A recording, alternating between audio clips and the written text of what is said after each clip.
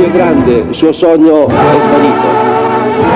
Il Giro della Svizzera affronta oggi la tappa che da Lugano conduce a Berna con 270 km. Due grandi passi da superare, il Gottardo a 2212 metri e il Susten a 2220. La classifica parla chiaramente italiano, ci sono ben 5 italiani nei primi 5 posti. Oggi tra l'altro Binda, il commissario tecnico, sceglie gli 8 alfieri più le 2 riserve per il mondiale di Solingen.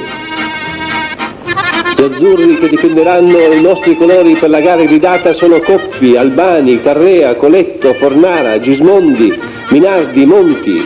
Le riserve Buratti e De Filippis. I corridori affrontano le rampe dure delle Alpi svizzere. Vediamo la grande fuga di Hollenstein, il quale prima con Giudici e Helderberger, poi tutto solo percorre quasi 270 km, compiendo una delle imprese più epiche della storia del ciclismo. Scatenato sui pedali imprime un ritmo indiavolato alla corsa. In certi tratti il gruppo annaspa con estrema calma anche a 17 primi.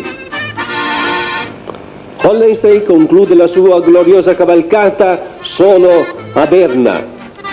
Taglia il traguardo tra una folla entusiasta che sa sempre apprezzare queste grandi prove.